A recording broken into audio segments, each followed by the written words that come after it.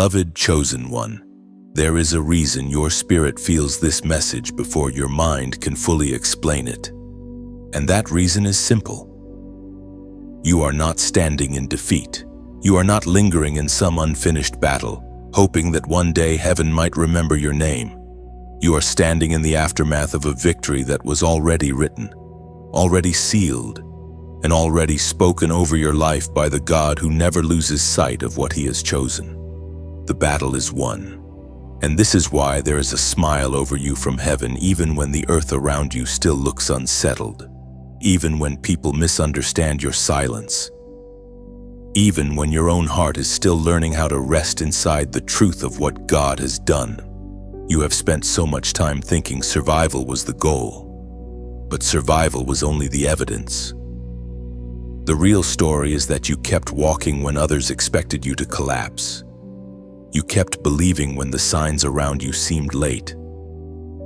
You kept showing up with that quiet, trembling faith that did not always look strong on the outside, yet it refused to die. That matters more than you know. God sees what people overlook. He sees the private prayers, the tears that never became public, the discipline it took to stay kind when bitterness would have been easier, the restraint it took to stay pure when compromise was being rewarded all around you. That is why this moment carries weight. Heaven is not merely observing you. Heaven is honoring what you carried. There were seasons when it looked as though darkness was gaining ground, when the pressure on your mind grew so intense that even small tasks felt heavy, when you smiled in front of others but had to fight to hold yourself together in private. Yet even then, what was forming in you was greater than what was pressing against you. You were being built from the inside out. God was not measuring your life by appearances.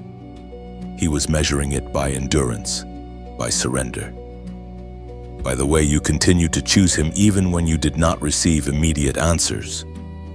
That is one of the clearest marks of a chosen life. A chosen one is not someone who avoids the fire. A chosen one is someone who goes through it and comes out carrying a deeper light. You have wondered why your path has felt different from the people around you, why things seemed harder to secure, slower to bloom, more costly to maintain. It is because your life was never designed to run on ordinary patterns. You cannot compare a marked life with an unmarked one. You cannot judge divine timing by human impatience. What God is doing in you has required separation, restraint, and hidden preparation. And while that process has felt lonely at times, it has also protected the weight of what you carry. Not everything can be developed in public. Not every promise can survive constant exposure. Some things have to grow under the gaze of God alone until the hour comes for them to stand. This is the part many people miss.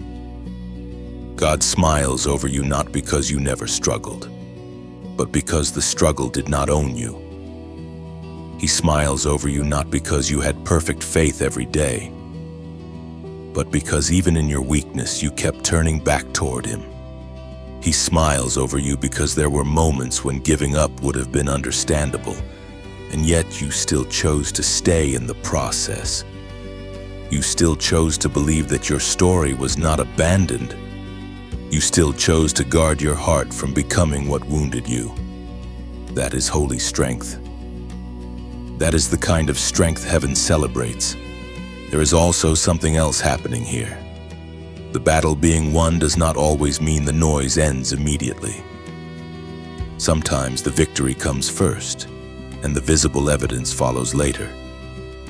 Sometimes God announces peace over your spirit before circumstances learn how to agree with it. That is why you must not judge this season only by what your eyes can measure. You are being invited into a higher confidence, the kind that does not need constant proof to remain steady. The war over your identity has already been answered. The war over your worth has already been answered. The war over whether you were forgotten has already been answered. God has made his decision about you, and his decision is not trembling. So breathe here for a moment and let that truth settle into you. The battle is won, not because you were the loudest, not because you were the most celebrated, not because everyone finally recognized your value. The battle is won because God defended what He called His own. He kept you when you were tired. He covered you when you were exposed. He interrupted things that would have destroyed you, even when you did not realize at the time that you were being protected. What looked like delay in some seasons was actually mercy. What felt like loss in other seasons was often redirection. And what seemed like silence was never indifference. It was God establishing an outcome that hell could not reverse. If this confirms what your spirit has been sensing, comment 222 below as your sign that you received this victory. Now lift your head, not in pride, but in recognition. Not in arrogance, but in alignment. You are not beneath the fear that chased you. You are not beneath the opinions that tried to define you. You are not beneath the old pain that told you nothing would ever change. You are rising above it because God has already spoken over the ending. And when God speaks over an ending, no opposing voice gets the final word. This is why peace is beginning to return to you in a new way. This is why some burdens no longer fit you like they used to. This is why certain doors had to close, certain circles had to fall away, certain illusions had to break. God was not punishing you. He was clearing the field so you could finally see that the outcome does not rest on human approval. It rests on divine choice, and divine choice is exactly what is on your life. So do not shrink now. Do not talk yourself back into fear. Do not rehearse defeat in a season where God is teaching you how to wear victory. The smile of God over you is not sentimental. It is a sign of pleasure, of approval, of purpose, of heaven saying yes. This one kept going. This one did not let darkness write the script. This one still belongs to me. You are entering the next part of this message with that truth in your hands. And you will need it. Because once you understand why the battle is won, you will begin to understand why every painful chapter was preparing you to carry that victory with authority. What you suffered was not pointless.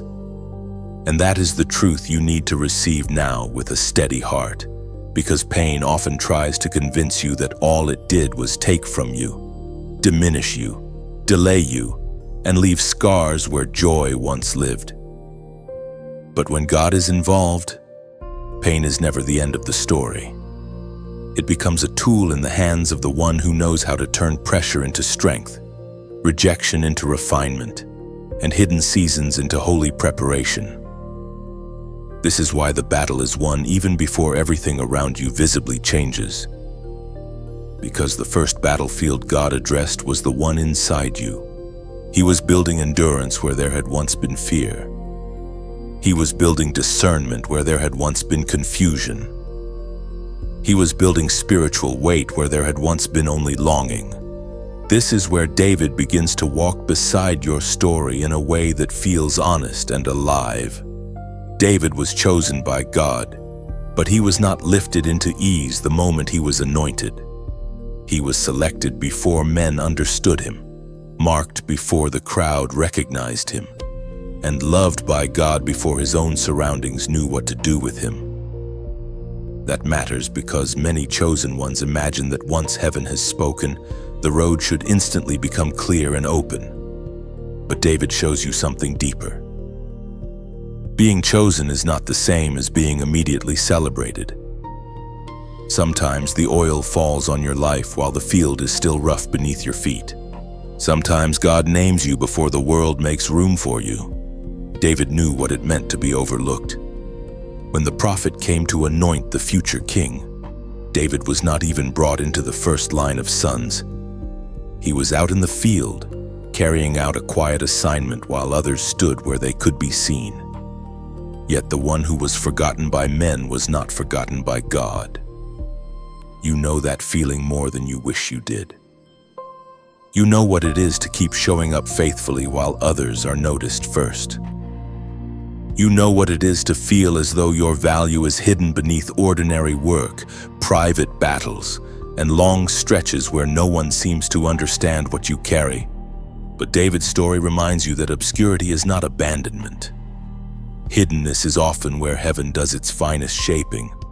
Out in those fields, before there was a giant, before there was a throne, before songs were sung about his victories, David was being formed. He learned how to be with God when no audience was present. He learned how to protect what had been entrusted to him. He learned courage in private before courage was ever required in public. That is how God often works with the chosen. He trains you in rooms and valleys and lonely places that no one will applaud, because public victory without private depth is too dangerous to trust. The pain you have endured has been part of that same training. It has taught you to seek God without needing to be seen. It has taught you to stand when comfort was removed. It has taught you to become real in prayer rather than polished in performance. And this is why your struggles did not destroy you. They developed you. David faced lions and bears before he faced Goliath. Those earlier battles were not random interruptions. They were preparation. They were proof that the hand of God could strengthen him in secret so that he would not tremble when his greater moment arrived. In the same way, the things you survived were not meaningless. The smaller battles, the hidden grief, the betrayals that nobody fully understood, the moments when your faith had to breathe in darkness, all of that was preparing your spirit. You were learning how to trust God with no guarantee except His character. You were learning how to keep your heart soft without becoming weak. You were learning that your help does not come from people agreeing with your calling. It comes from the God who called you in the first place. There were likely times when you questioned why life had to be this difficult if God's hand was truly on you. David could have asked the same thing. He was anointed, yet he still had to wait. He was brave, yet he still faced opposition. He was faithful, yet he still spent seasons misunderstood and hunted. The mark of God on his life did not remove hardship. It gave meaning to it. That is what you are starting to understand now. The hard places were not evidence that you missed God. Many of them were evidence that God was teaching you how to carry what comes next without being crushed by its weight. Scripture says in 1 Samuel chapter 16, verse 7, "Man looks at the outward appearance, but the Lord looks at the heart." That one line explains so much of what you have lived through. People judged what they could see. God was looking deeper. People measured timing, status, polish, and appearance. God measured the heart. He saw what was growing in you when nothing around you seemed to confirm it. He saw the sincerity, the restraint, the endurance, the hunger for Him, the refusal to give darkness the final word. While others were making assumptions based on the surface, God was smiling over the deeper work. That should change the way you read your own history. Do not only ask why the road was hard. Ask what God was developing in the hidden places. Ask what strength was born there. Ask what intimacy with Him was formed when no one else could help you. Ask what courage began to live in you through the trials that once seemed too heavy to bear. David's strength did not begin on the battlefield in front of Goliath. It began where no one clapped, where no one recorded the moment, where only God saw the shaping. Your life carries that same pattern. The private tears, the silent obedience, the long waiting, the unseen decisions to remain faithful. All of it has been making room for a victory that will not be shallow because it was born in truth. So the pain prepared your spirit because God was doing more than comforting you. He was equipping you. He was teaching your hands for war and your heart for trust. He was making sure that when your public moment came, you would not stand there empty. You would stand there carrying history with him, memory with him, and confidence that was not borrowed from noise. David did not walk toward the giant with borrowed courage. He walked with remembered faithfulness.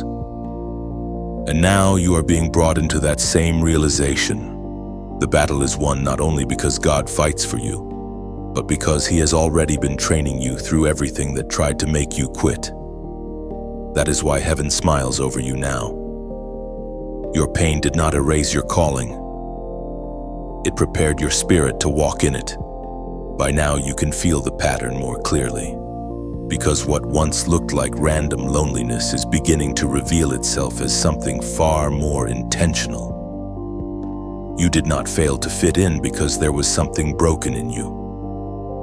You did not feel out of place because you were less worthy, less lovable, or less capable of belonging.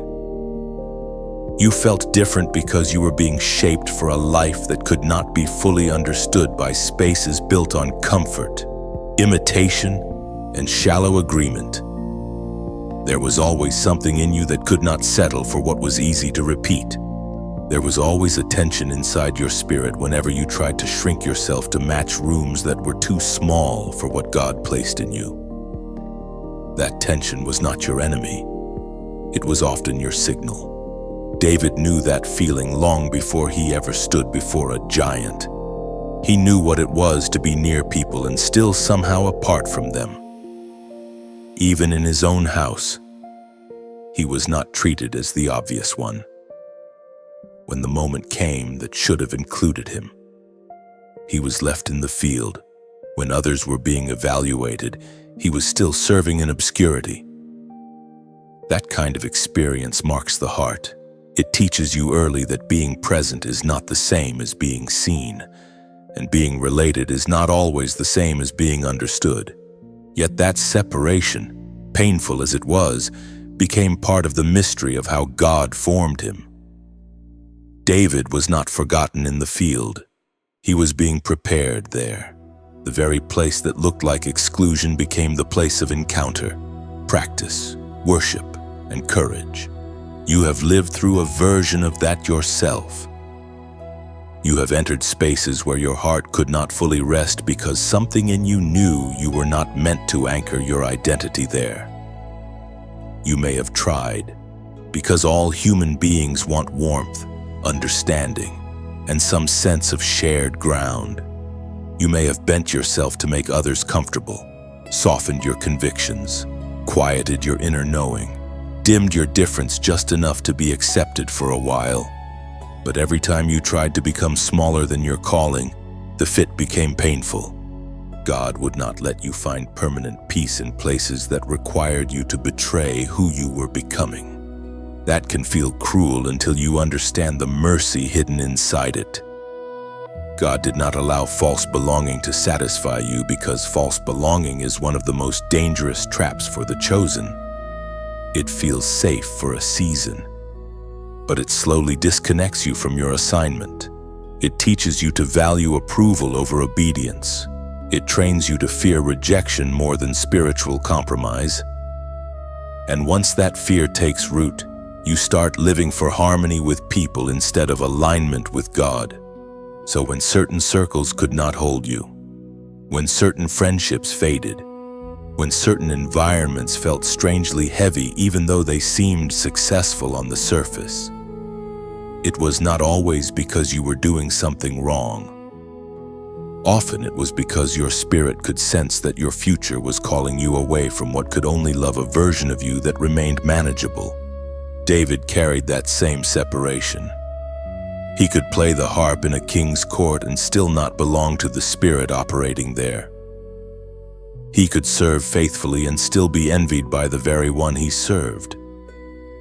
He could be celebrated by the people and hunted by Saul at the same time. Think about how strange that is. The same life that drew songs from one group drew hostility from another. That is what happens when your presence carries the evidence of God's hand. Not everyone will know how to rejoice over it. Some will feel exposed by it. Some will resist it without fully understanding why. Some will smile near you while quietly hoping your strength weakens. David learned that being chosen by God does not always make you more comfortable in human systems. Sometimes it makes your difference impossible to hide. That is why your life has contained moments of isolation that no simple explanation could fix.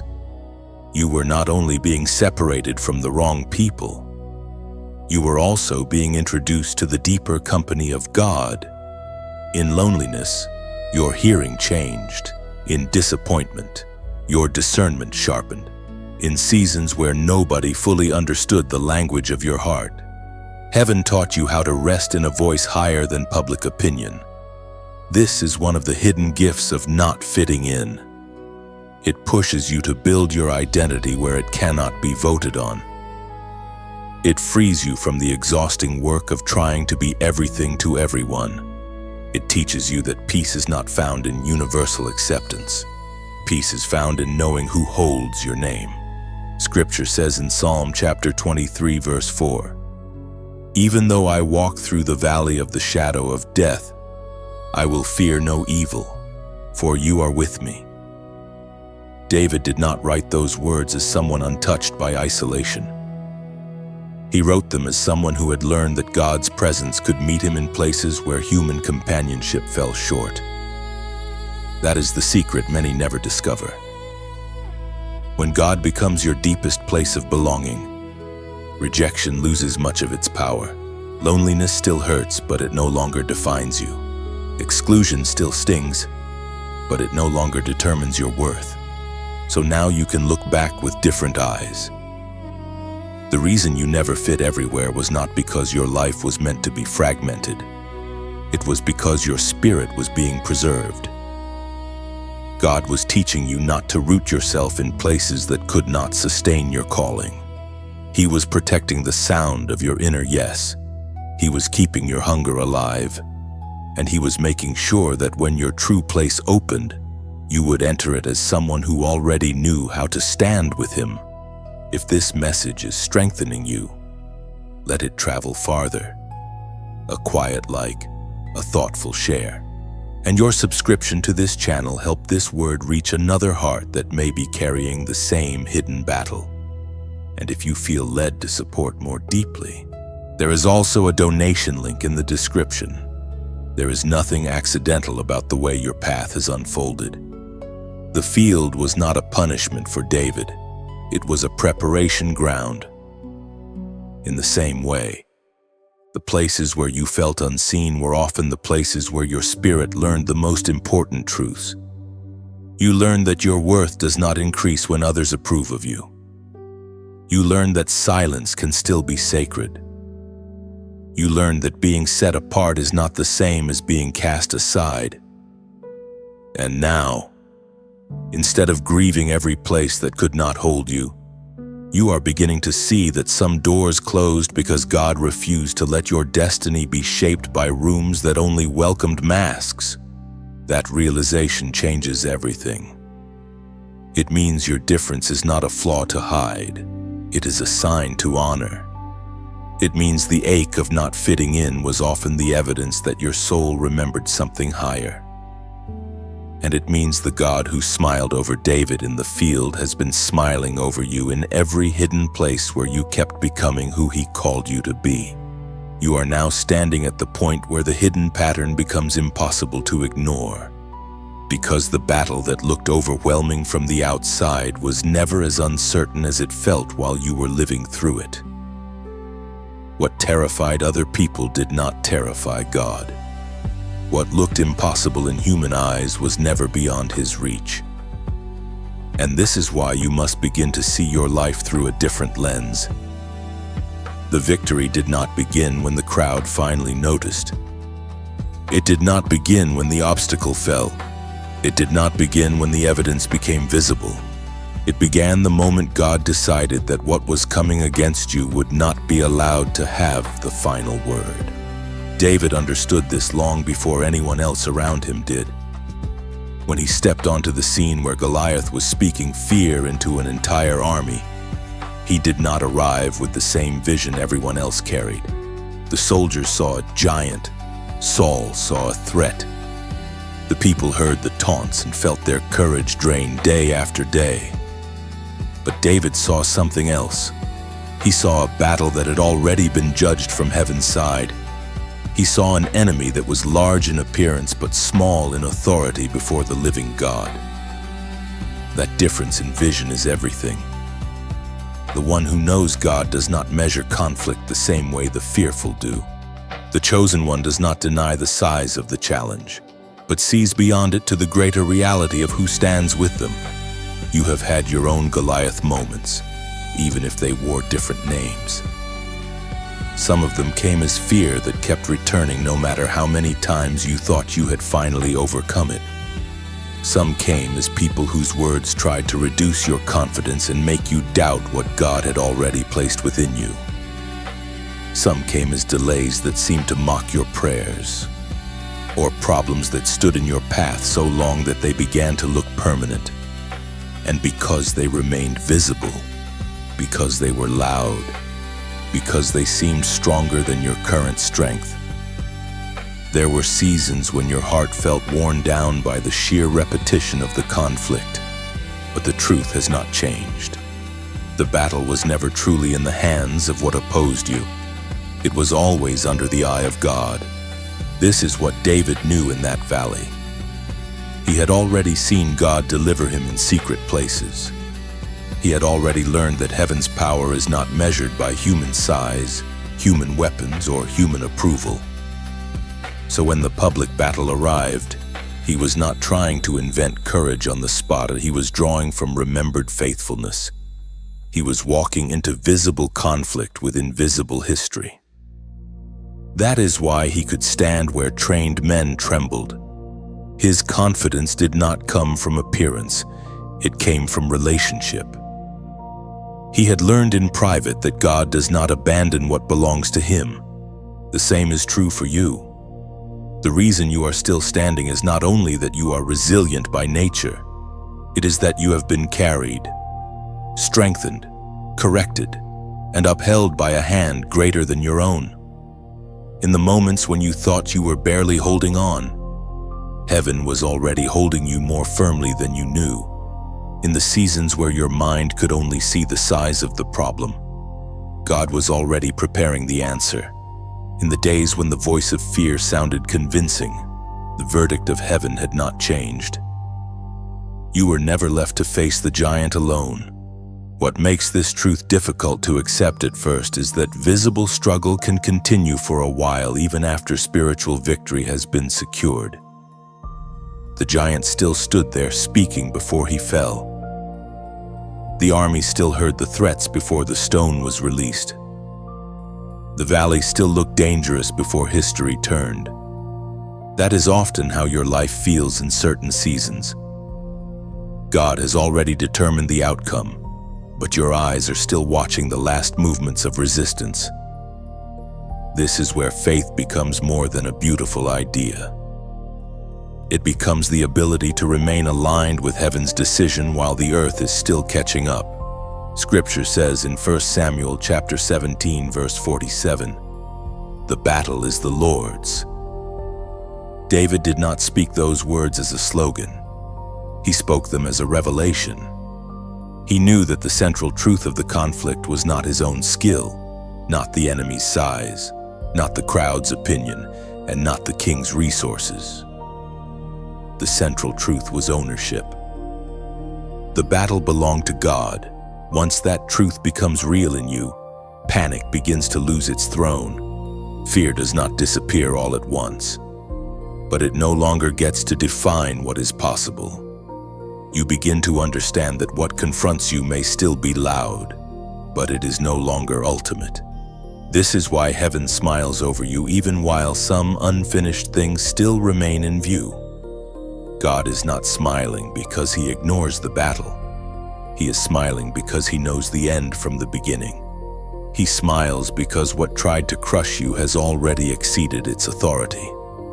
He smiles because the enemy counted on your collapse and instead watched you keep moving.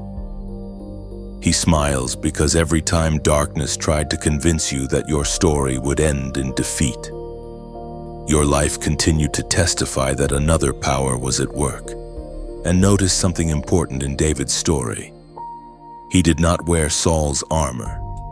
He refused borrowed methods that did not match the way God had trained him. That matters for you now. The victory in your life is not going to come by becoming a copy of someone else. It will not come through forced imitation, through pretending to carry what you were never asked to carry, or through trying to win battles in ways that violate your peace and your calling. God has already been preparing your stones, your sling, your testimony, your way of standing. What He built in you during hidden seasons is not less powerful because it looks simple. Often it is exactly what heaven intends to use. So when you remember the battles you have already survived, do not think only about the pain they caused. Think also about the proof they left behind.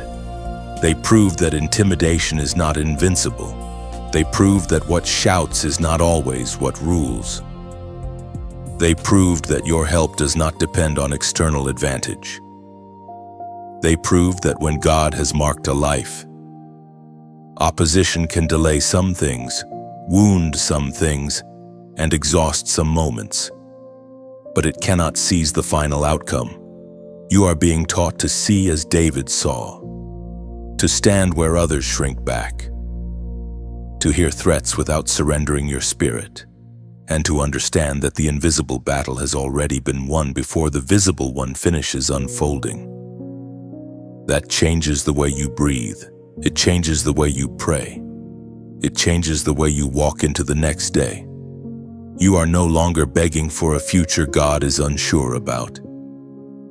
You are learning to stand inside a victory He already declared, and once you truly understand that, the giant stops being the center of the story. God becomes the center again. Your struggle no longer gets to tell you who is strongest. The field no longer belongs to fear. The outcome no longer belongs to chance. The battle is the Lord's. And because it is the Lord's, the smile over your life is not fragile. It is the smile of a God who has already seen the stone land before anyone else even believed you could lift your hand. There is a simple tool some people are quietly using right now called the genius wave, sometimes referred to as the genius song, built around what is described as a 7-second brain entrainment method designed to gently guide your mind into deeper states of clarity, focus, and calm. And while it is not something you need in order to walk your spiritual path, it has been presented as a way to help settle mental noise, reduce stress, and make it easier for your mind to align with the kind of stillness where insight, creativity, and discernment can rise more naturally, especially in seasons like this where your thoughts have been under pressure and your focus has been stretched thin. If you ever feel drawn to explore it, you can look for the official information in the description or pinned comment, and be mindful to avoid imitations by using only the trusted source. Now breathe for a moment, because what matters most here is not a product, not a method, not even a tool, but the condition of your inner world, the place where God has been working all along. Everything you have walked through has been shaping your awareness, training your attention, and refining your ability to hear what is quiet but true instead of what is loud but empty. That is where the real shift is happening. The external battle may have looked intense, but the deeper transformation has been happening within your mind and spirit, where your reactions are changing, your patience is stretching, and your ability to remain steady is becoming stronger than your impulse to panic. David understood this kind of inner alignment in a way that many overlook. Before he ever stood in front of Goliath, his mind was already trained to return to God instead of fear. That did not happen in one dramatic moment. It happened slowly, in repetition, in long hours where nothing seemed urgent but everything was being formed. He learned how to quiet himself. He learned how to center his thoughts. He learned how to remember what God had already done instead of being overwhelmed by what stood in front of him. That is a kind of discipline that changes everything, because once your mind stops magnifying fear, your spirit can finally move with clarity. You are entering that same kind of renewal now. You may not have noticed it at first because change in the inner life is often subtle before it becomes obvious. But look closer. The thoughts that used to spiral endlessly are beginning to slow. The fear that once felt overwhelming no longer has the same grip. The situations that once pulled you into anxiety are now met with a different response. Something quieter, something more grounded. That is not accidental. That is the result of everything you have been through. God has been retraining your mind through your experiences, showing you again and again that panic does not produce answers, that rushing does not produce wisdom, and that His presence is not dependent on how chaotic things feel around you. This is where many battles are truly decided, not in the visible confrontation, but in the unseen agreement within your own thoughts. If your mind agrees with fear, the battle feels endless. If your mind begins to agree with truth, the battle starts to lose its power even before circumstances change. David did not defeat Goliath only with a stone. He defeated him with a perspective that had already been aligned with God.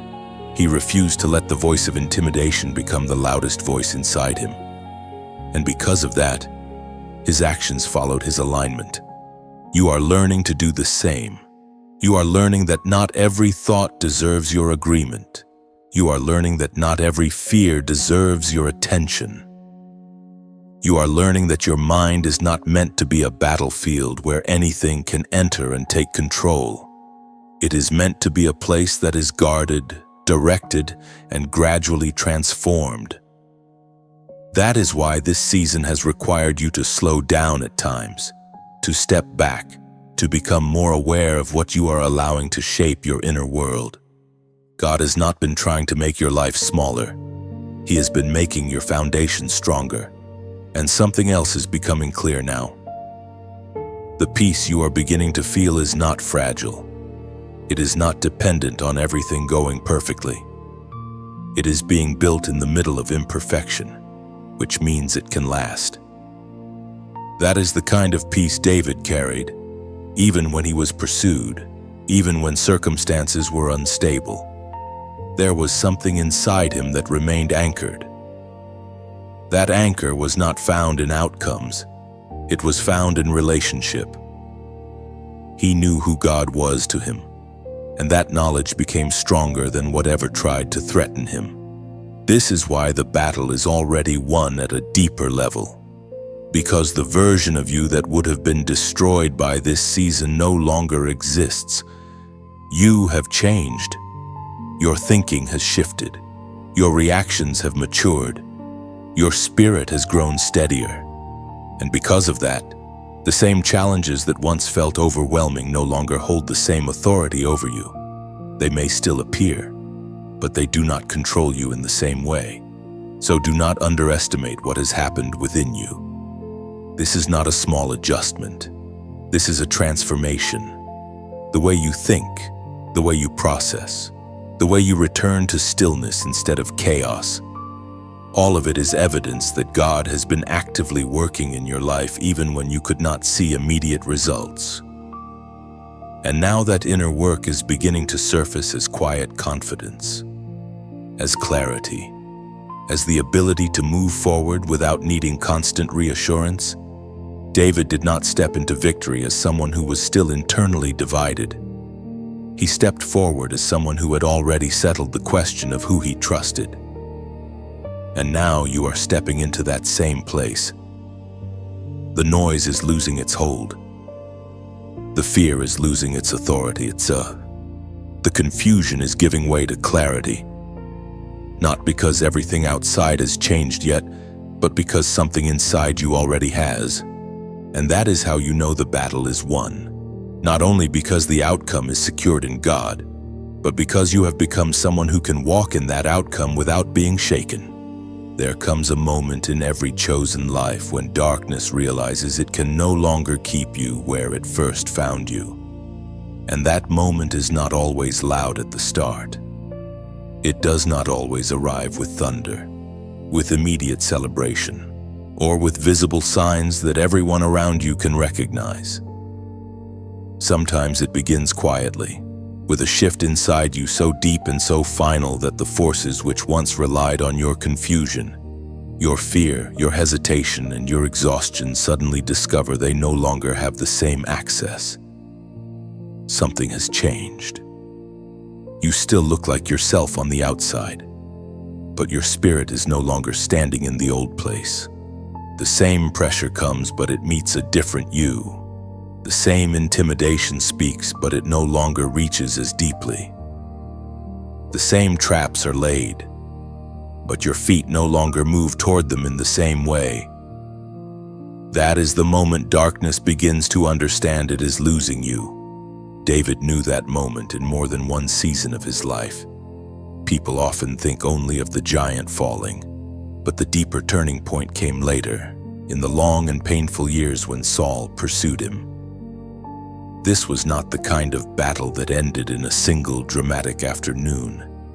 It was prolonged. It was draining. It was unjust. David had already been anointed. He had already won battles. He had already proven his courage and his loyalty. Yet still he was hunted by a king whose insecurity turned into obsession. And that kind of season can confuse the heart, because it makes you ask why the chosen one is still running, why the faithful one is still under attack, why the one with God's hand on his life still seems surrounded by hostility. You have known something of that ache. You have known what it is to feel that one battle ended only for another one to begin. You have known the exhaustion of wondering why old attacks return in new forms, why misunderstanding follows obedience, why peace seems to come in waves instead of remaining constant. But hidden inside that process is a holy revelation. There comes a point where the enemy can still chase, but cannot possess, can still threaten, but cannot define, can still pressure, but cannot shape your identity the way it once did. David reached that place. Saul still had power in the natural sense, but he no longer had authority over David's inner world. That is a critical distinction. The proof of this is seen in the cave, when David had the chance to strike Saul and end the chase in the most direct way possible. Think about what that moment means. The man who had been wounded, displaced, and hunted was suddenly handed an opportunity that looked like justice, looked like relief, looked like the easiest answer to his long suffering. The voices around him urged him toward it. The pressure of the moment made it seem reasonable. But David did not move from wounded instinct. He moved from spiritual alignment. He refused to become the kind of man his pain was tempting him to be. That is when darkness truly began to lose him, because the enemy's deepest goal was never only to frighten David. It was to reshape David into something lower, more impulsive, more bitter, more corrupt, more willing to grasp what God had promised instead of waiting to receive it rightly. When David refused that temptation, a great invisible defeat took place. Darkness realized it could no longer use pain to rewrite his character. It could no longer use delay to poison his heart. It could no longer use injustice to make him violate the very calling he had been chosen to carry. And that same realization is now unfolding in your life. There are things that used to pull you quickly. Offense used to pull you. Fear used to pull you. Despair used to pull you. The hunger to prove yourself used to pull you. The need to force results used to pull you. But now there is a pause in you where there once was only reaction. There is a deeper restraint. There is a holy hesitation before acting from emotion. That is not weakness. That is growth. That is spiritual strength becoming visible. It means darkness is losing old entry points. It means what once manipulated you can no longer predict you the same way. This is one of the greatest victories a chosen one can experience. Not just the removal of an enemy, but the removal of the enemy's former influence over your inner life. You know the battle has shifted when temptation still knocks but cannot command you, when fear still whispers but cannot govern you, when old wounds still ache at times but cannot steer your decisions. The enemy always prefers control through agreement. It wants your pain to agree with its lies. It wants your disappointment to agree with its hopelessness. It wants your weariness to agree with compromise. But the moment your spirit stops agreeing, the whole structure begins to weaken. David was still in difficult terrain, but he was no longer inwardly captured by the season. That is the miracle you are stepping into now. Your freedom may not have looked dramatic to everyone else, but heaven sees it clearly. Heaven sees when you choose peace instead of retaliation. Heaven sees when you stay truthful in a world that rewards performance. Heaven sees when you refuse to let disappointment harden your heart. These are not small things. These are signs that your deliverance is no longer theoretical. It is taking shape in the way you live. If this word is meeting you right where you are, let your quiet support help it reach someone else who may still be fighting to believe they are not lost. A simple like, a thoughtful share, and your subscription help this message keep moving. And for those who feel led to strengthen this work further, there is a donation option in the description. Now return to the deeper current of what God is showing you. The turning point has already begun. The darkness that once thought it could keep you cycling through the same fear, the same shame, the same exhaustion, is discovering that your spirit no longer bends so easily. You have history with God now. You have discernment now. You have scars, yes, but you also have wisdom. You know what certain voices sound like. You know what false urgency feels like. You know how God steadies you when everything around you tries to rush you into the wrong move. And because of that, the enemy is not dealing with the same version of you anymore. It is dealing with someone who has been trained in caves, in valleys, in lonely prayers, in hidden obedience, in delayed promises, in nights where worship had to rise before relief did. That training matters. It means your spirit has become costly to compromise. So understand what is happening. Darkness is not losing you because it suddenly became weak. Darkness is losing you because God has been making you strong, not loud, not proud, not reckless, but strong in the deepest sense. Strong enough to stay clean when bitterness would be easier. Strong enough to wait when grasping would feel faster. Strong enough to trust God's timing instead of forcing your own. That is the moment the enemy fears most. The moment it realizes your pain did not ruin you. Your waiting did not poison you. Your battle did not erase you. It refined you. And now the very things sent to stop you are becoming proof that they failed. That is why heaven is smiling, because the darkness has begun to understand what God knew all along. It lost you before it ever finished threatening you. By this point, you are beginning to understand that your journey was never only about your own survival. God was doing something larger. Something that reached backward into places you did not create and forward into lives you have not even touched yet. This is one of the most humbling truths a chosen one can receive. Your obedience is never yours alone. Your surrender is never yours alone. Your refusal to give bitterness the final word. Your decision to remain clean in motives. Your willingness to trust God instead of repeating the broken patterns handed down around you. All of that carries weight far beyond your private life. When you obey, something shifts not only in you but through you. David's life reveals this in a powerful way. He did not come from a perfect line of human strength. He came from a history marked by ordinary weakness, family complexity, and the same fragile humanity that follows every bloodline on earth. Yet God chose to raise up a king through whom a nation would be strengthened, worship would be restored, and generations would carry a new vision of what it means to seek the heart of God. Think about that. One shepherd boy's hidden yes became part of a story much greater than himself. His courage was personal, but its impact was communal. His obedience was private in many moments, but its fruit spread outward through a people. That is what happens when a chosen life stays yielded. God turns personal faithfulness into generational influence. You are standing in that kind of moment now, whether you fully see it or not. Some of the battles you have fought were older than your own memory. Some fears did not begin with you.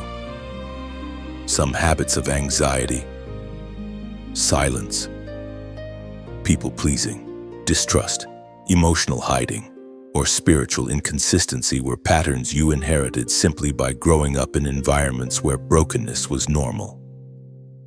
That does not mean anyone around you was beyond grace.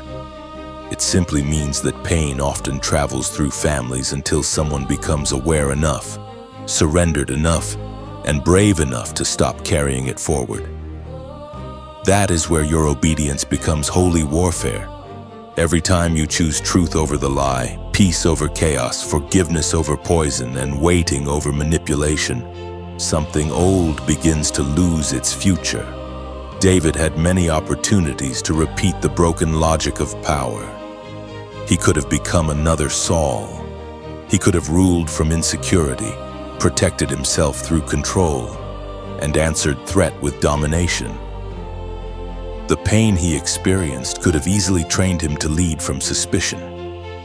But instead, God kept shaping him through humility, repentance, worship, and dependence.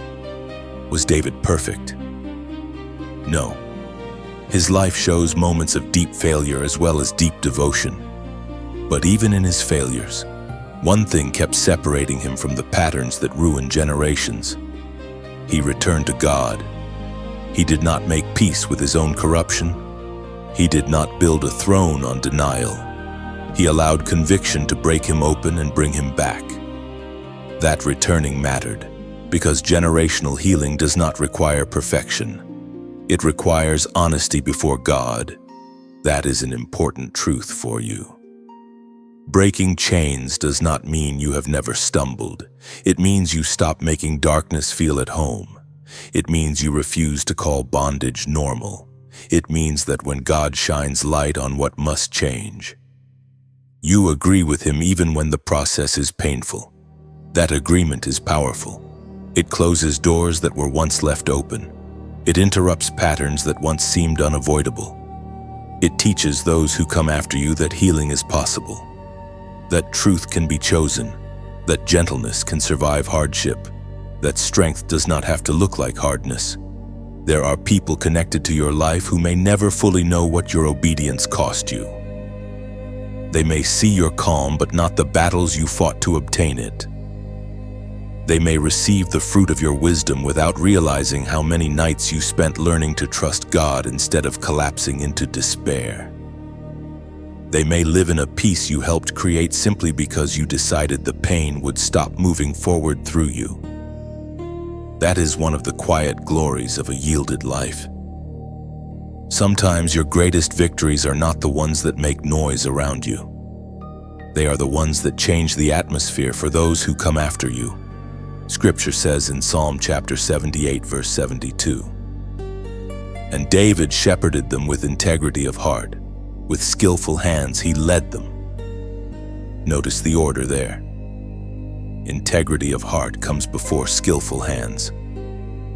The deeper victory is within. Before leadership, there is character.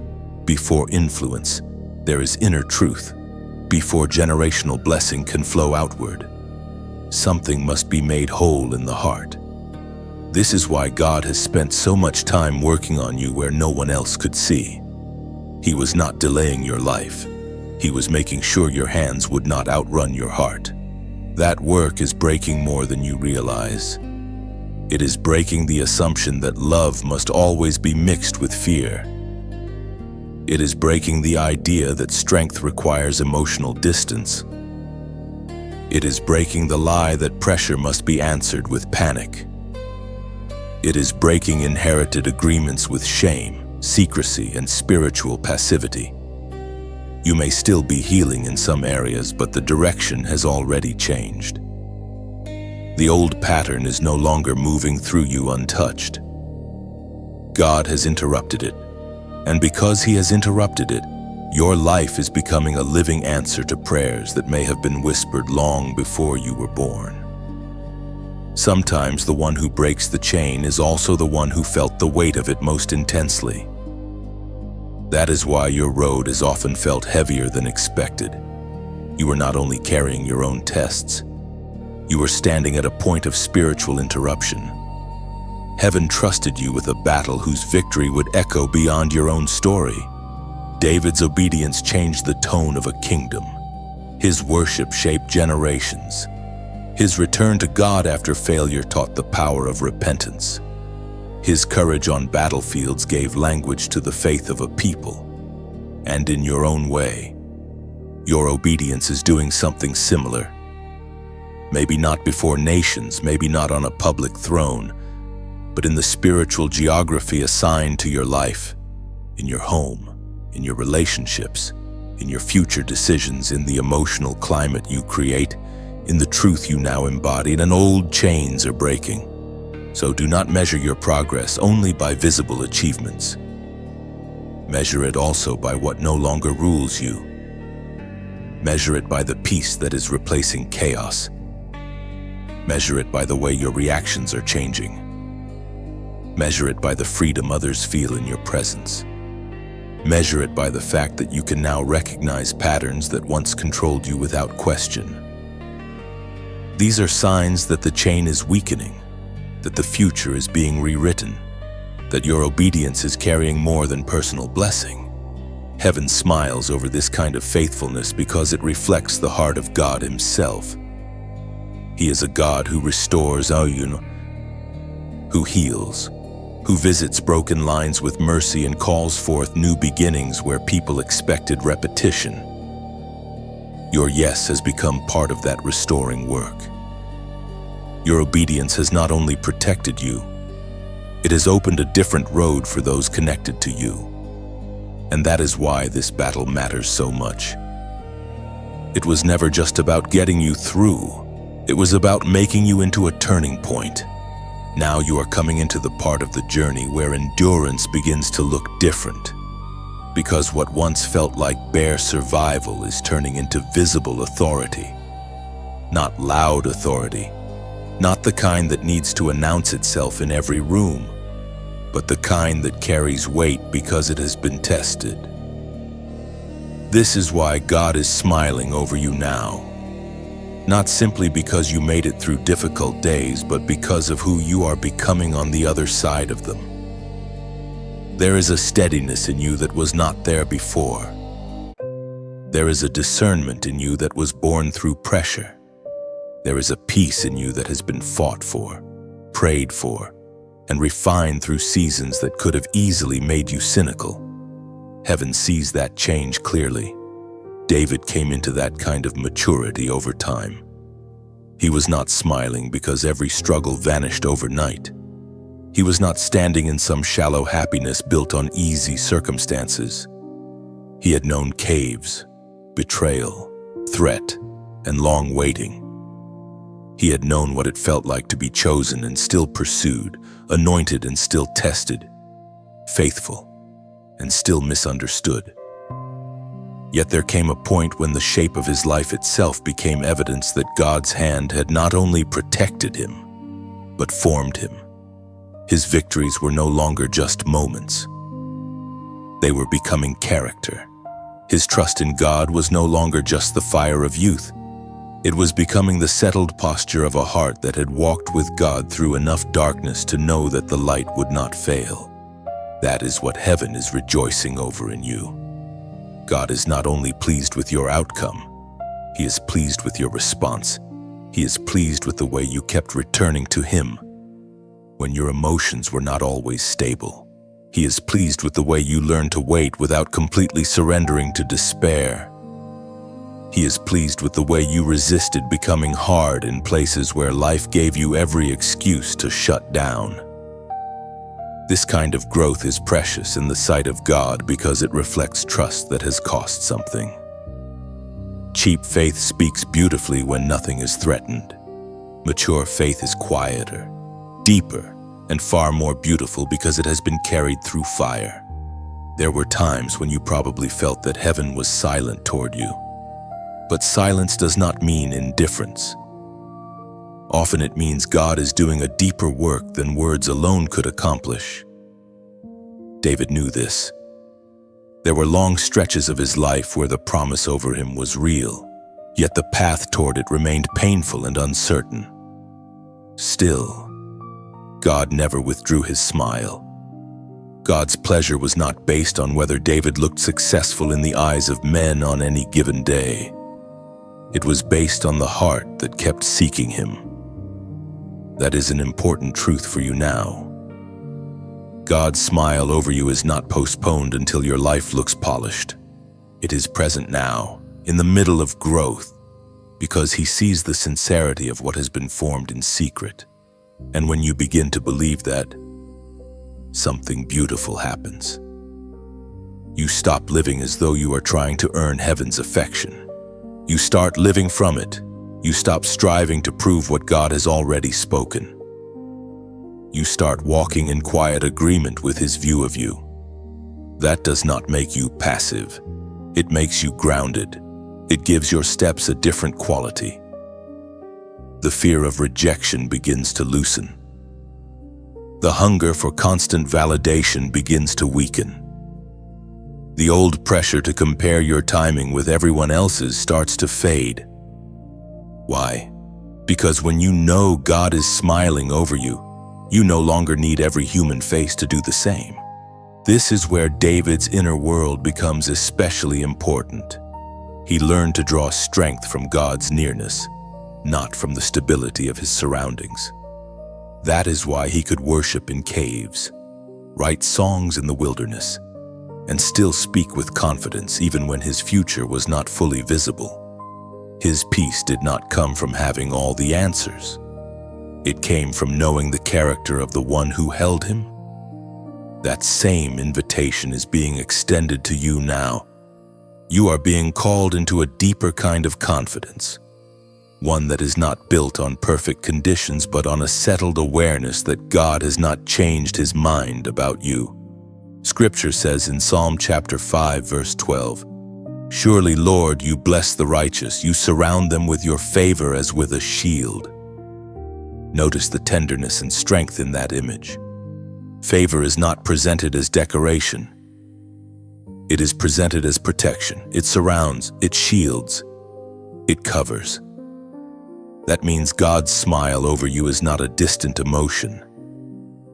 It is active. It is working around you even when you cannot measure it. It has kept some things from reaching you fully. It has softened blows that should have shattered you. It has redirected paths you thought you wanted because God could see what you could not. You have been surrounded more than you realized. That is why some things in your life are beginning to open with less strain now. Not because you suddenly became worthy, but because you are waking up to the favor that has quietly been walking with you. And favor does not always mean ease. Sometimes it means sustaining grace in hard places. Sometimes it means divine restraint on what tries to destroy you. Sometimes it means timing that makes no sense until later. David's life was full of that kind of favor. He was not exempt from pressure, but he was preserved through it. He was not untouched by conflict, but he was marked by God within it. And that same mark is resting on your life now. So let yourself receive this moment fully. Let yourself believe that heaven's posture toward you is not cold, doubtful, or delayed. God is smiling over you because He sees the fruit of every hidden yes. He sees the battles you refuse to fight in the flesh. He sees the sorrow you carried without abandoning your faith. He sees the inner changes that no one else can measure. He sees the humility that pain produced, the wisdom that waiting produced, and the compassion that hardship deepened in you. These are not small things. These are the very signs that your life is becoming trustworthy with greater weight. Comment, God is smiling, and now the path in front of you is changing. Not because you have become someone else entirely, but because you are finally beginning to stand in the truth of who God has been forming all along. David did not need to force the crown before its time. When the hour came, the man had already been shaped.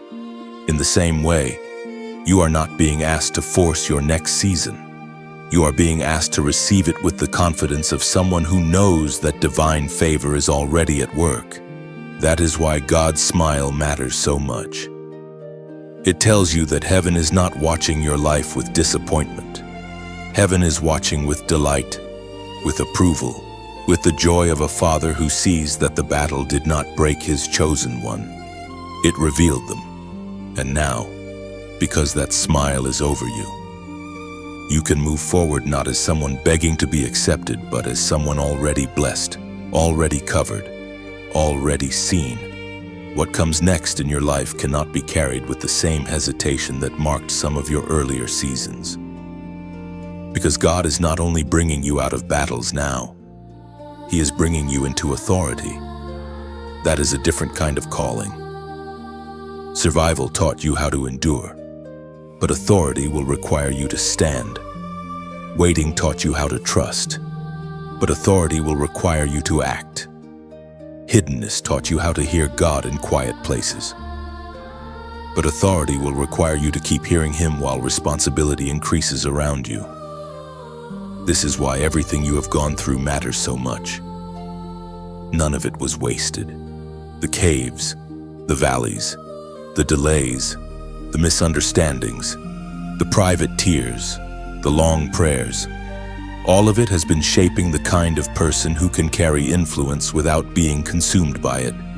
David's life moves naturally into this truth.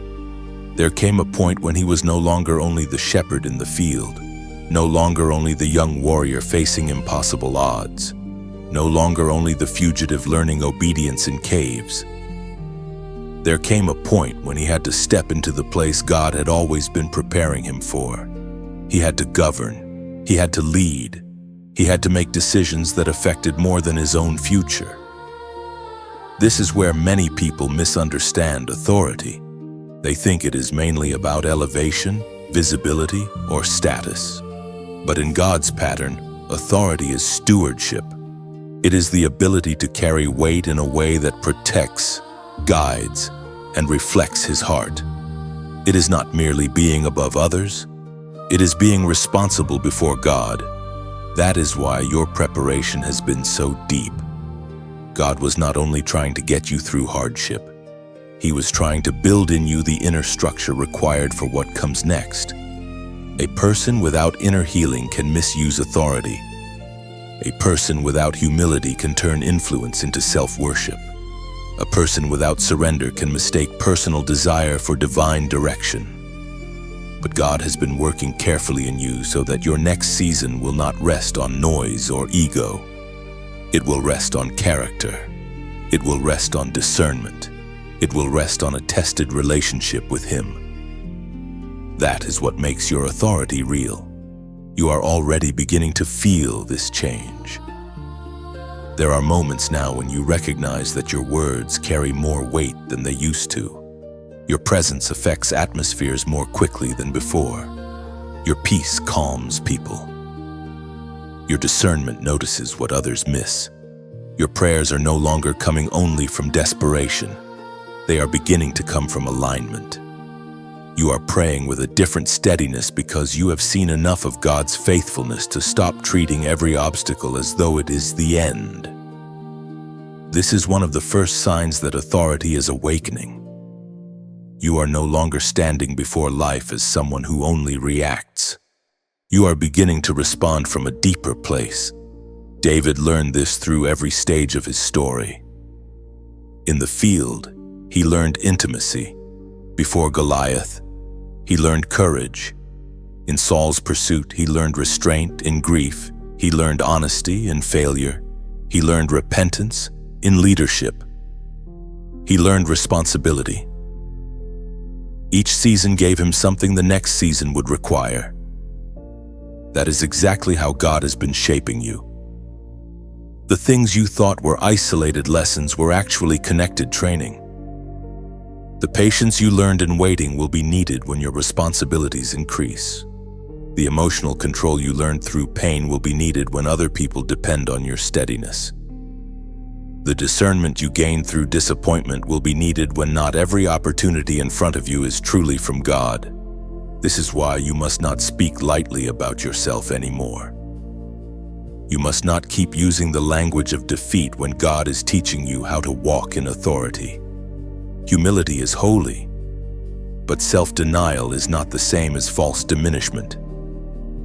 God does not ask you to become arrogant.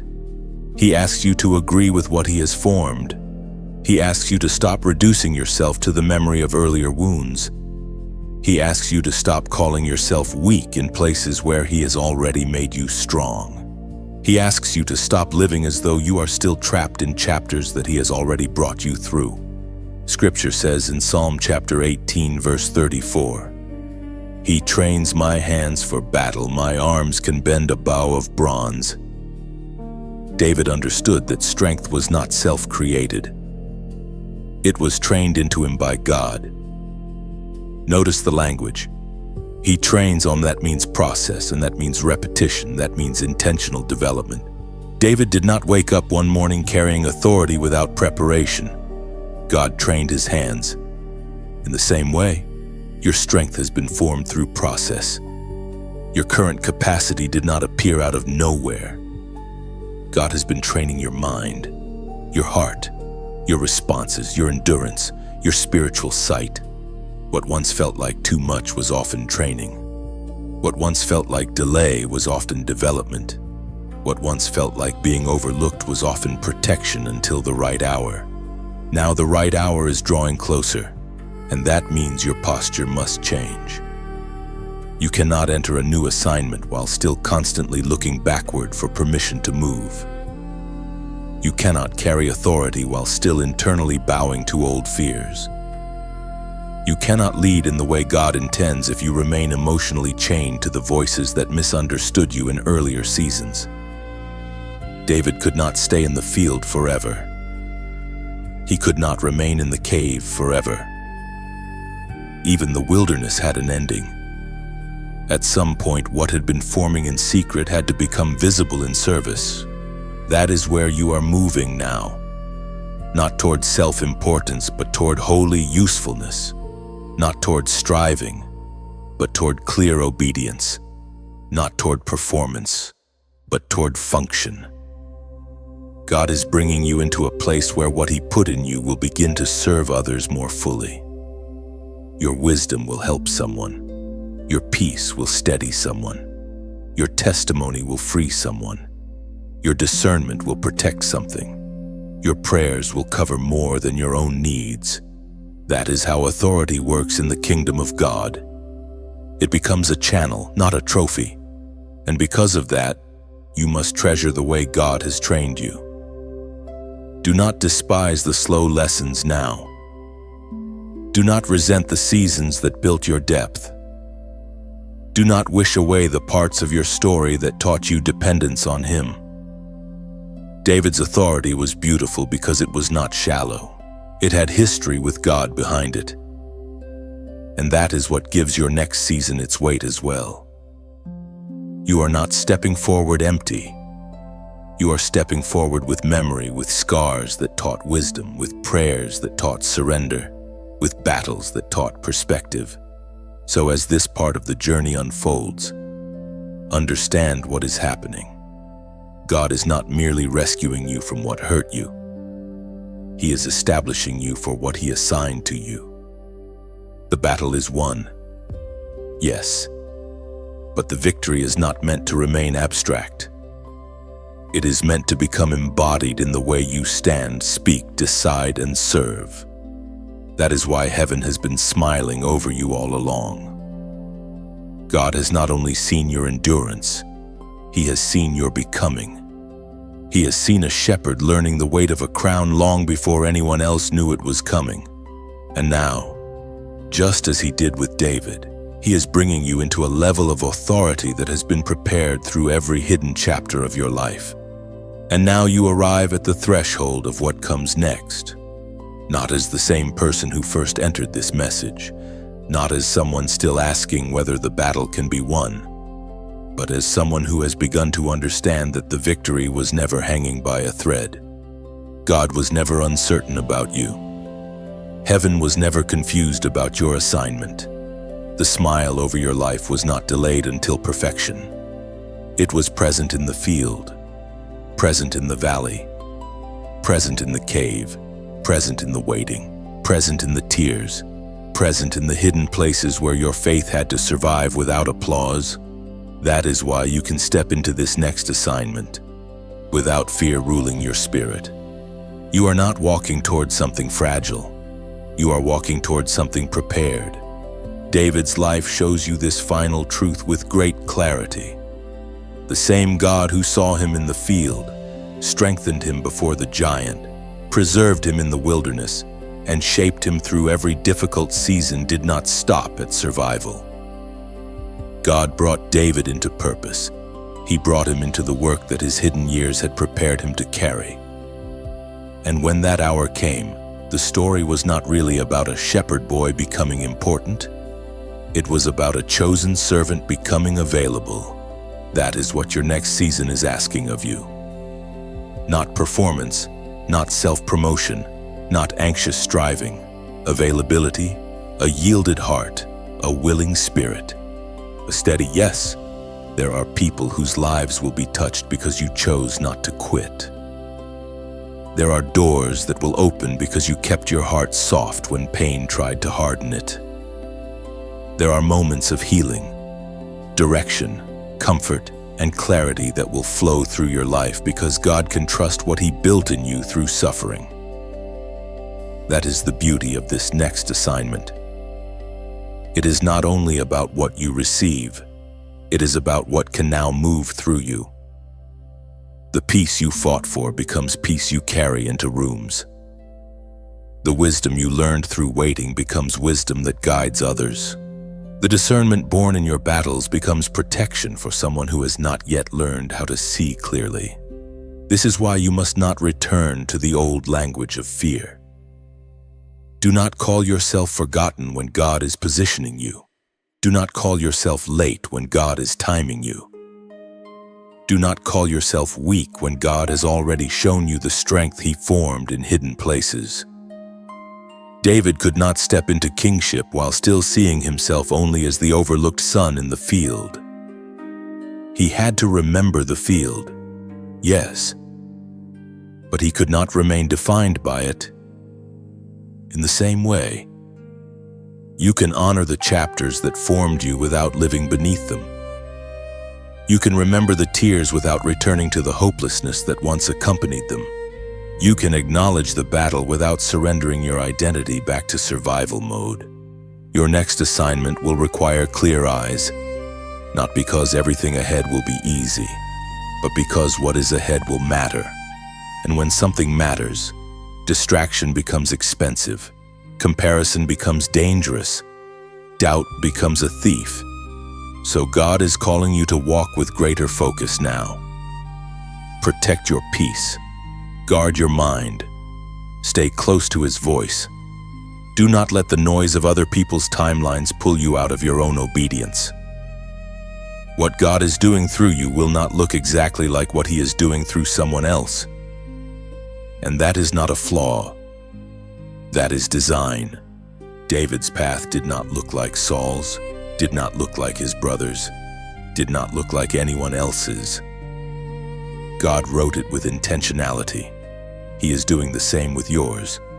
And as you stand here, You can feel that something in you is no longer asking for permission to believe. Something in you is settling. Something in you is agreeing with heaven. You are beginning to understand that this next chapter is not built on your perfection. It is built on God's faithfulness. That changes everything. It means you do not have to force doors. You do not have to manipulate outcomes. You do not have to exhaust yourself trying to prove your worth. You are simply asked to stay faithful, stay humble, stay attentive, and keep walking when God says move. So let this become a prayer rising naturally from your heart. Father, thank you for every place where you kept me when I did not know how to keep myself. Thank you for the hidden battles you already won before I saw the evidence. Thank you for every delay that protected me, every closed door that redirected me, every season of pain that deepened me instead of destroying me. Thank you for seeing me in the field, strengthening me in the valley, and preserving me in the cave. Wash away every residue of fear, every old agreement with defeat, every voice that told me I was abandoned or forgotten. Teach me to walk in the authority you have prepared for me with humility, purity, and courage. Let my life serve your purpose. Let my peace bless others. Let my obedience open the right doors and close the wrong ones. And let me never move ahead of your presence or behind your calling. I receive the smile of heaven over my life, not as pride, but as peace. In your holy name, amen. Carry that prayer with you now, because it is not just a closing moment. It is a crossing over. You are not leaving this message with empty inspiration. You are leaving with alignment. You are leaving with remembrance. You are leaving with a clearer understanding that the battle is won, and that God's smile over you is not a distant idea. It is a present covering, a present favor, a present confirmation that your life is still in His hands. And if this message has walked with you, strengthened you, and given language to something your spirit has been trying to understand, let your gentle support help it continue reaching others. A like, a share, and your subscription are simple ways to keep this flow of encouragement moving. And for those who feel led to support more deeply, there is a donation option in the description. Now continue forward with a steady heart. The field was not the end. The giant was not the end. The cave was not the end. Even the waiting was not the end. God was writing through all of it, and what He wrote was never defeat. It was preparation. It was transformation. It was authority. It was purpose. This next assignment will change more than you can currently see, because it will be carried by the version of you that has already been tested, already been refined, and already been held by God through every place that tried to say otherwise. So lift your head and walk on. Heaven is not frowning over your future. Heaven is smiling over your obedience, your endurance, your healing, your becoming. And what is ahead of you is not built on fear. It is built on the faithfulness of the God who chose you, kept you, trained you, and now sends you forward. Rest in this truth now. You were never random. You were never unseen. You were never fighting alone. The God who called David from the field has also been calling you through every hidden chapter of your own life. He has watched every tear, measured every burden, and stayed near through every battle that tried to make you doubt your worth. And now you know something deeper than before. The victory did not begin when people understood you. It began when God chose you. His smile over you has been there in the silence, in the struggle, in the waiting, and in the rising. Let that settle into your spirit tonight. You do not have to force what God has already prepared. You do not have to fear what God has already overseen. Keep your heart soft. Keep your eyes lifted. Keep your steps steady. Your life still carries purpose. Your story still carries oil, and your next season still carries heaven's hand. You are not behind. You are not forgotten. You are moving in divine timing. And what God began in you, He will faithfully bring forward into completion.